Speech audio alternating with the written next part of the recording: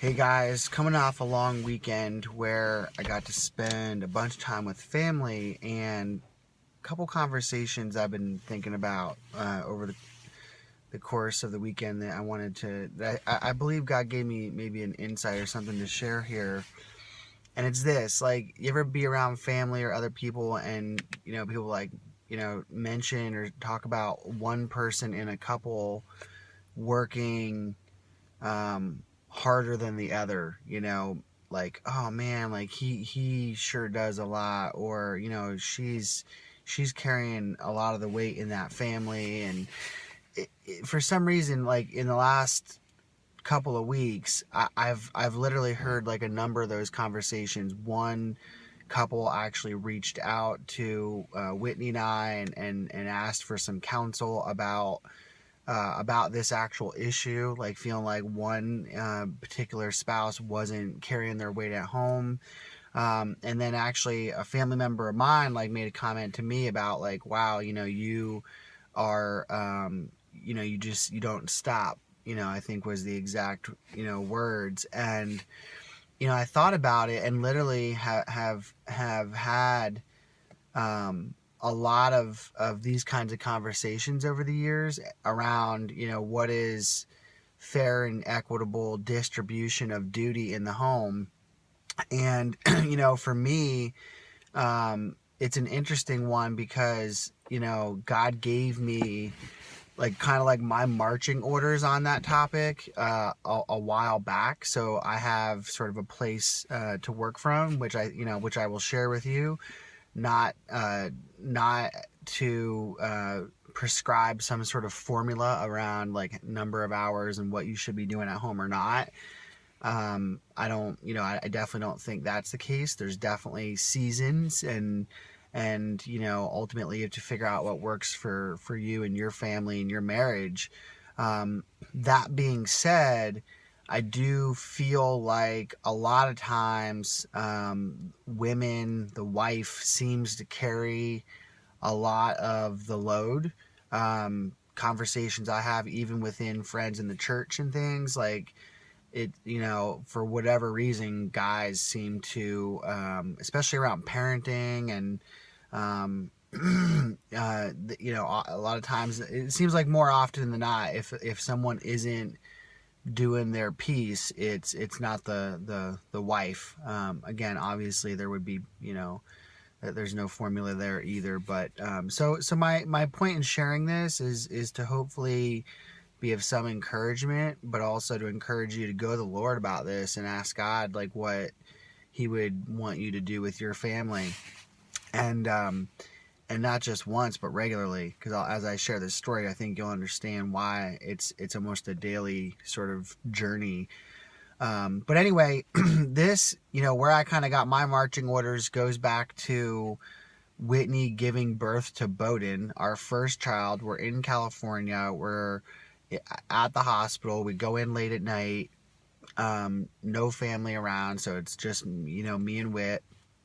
And she's supposed, they think that she'll, we go in at like 11 o'clock at night. They anticipate when we get there that, 2, 3 in the morning or something like that is when there may be a delivery. Well, that time comes and goes and we get into the next day, and there was stuff happening, right? Like complications. Okay, Whitney was swelling and they had to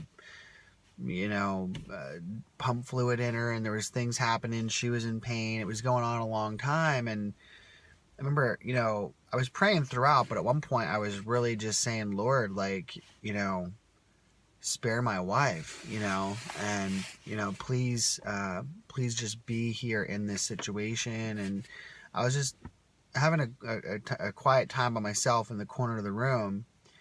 I remember the Lord spoke to me in a way where it was kind of like in my thoughts, and a lot, if you're new to Christianity, a lot of Christians will maybe talk about this voice, this small, still voice that, it sounds like your thoughts, and sometimes it's it is your thoughts, and how do you figure out when it's God and when it's you thinking? Well, I think over time you test that out, or you reflect on how you talk, and the kinds of thoughts that you have, and you realize like sometimes there's thoughts that are pretty outside of how you would talk or what you might say, and that can be a clue. But in this case, I was praying about Whitney.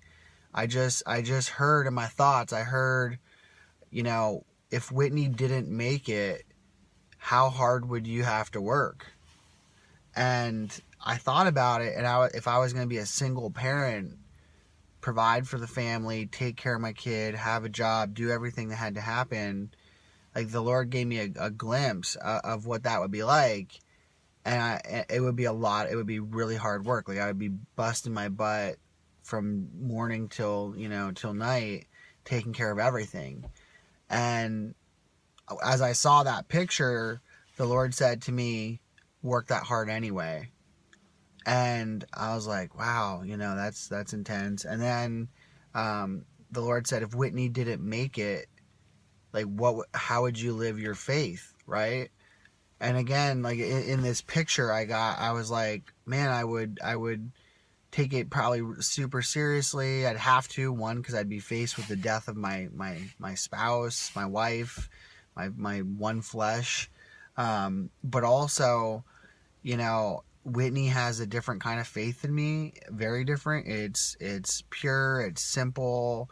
There's things that she intuitively, in her faith, make sense for her that would be different. It's not the same as for me, and I would want to live my faith in a way that that her soon to be son would understand that. I'd want to try to live that. And as I thought about that, the Lord said, all right, well, do that anyway. Like just live your faith as an example for your son anyway. And so it was this big picture, this high bar, very high bar that was set in that moment. And then I kind of like came out of the prayer, and that thought stuck with me. And I wish I could tell you that ever since then I've been crushing it, and I've been pulling more than my weight and everything else. Especially after Bo was born, it was really hard. I didn't realize what lack of sleep, how little sleep I would get. And so I got super grumpy and said things and whatever. I think I did better with the second with Luke. I learned.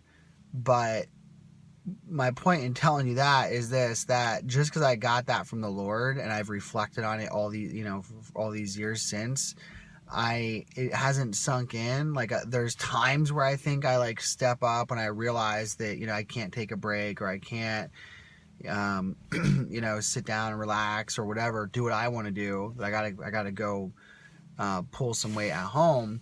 But I will say this, there's a lot of days where I remember that prayer, and I pull in the house and I pray and I say, Lord, I'm going to go in the house right now. I don't feel like doing anything. I know the kids need me. I know I gotta help them. I gotta help Whitney. I gotta take the load off. I gotta help get dinner ready. I'm going to help do bath time, whatever.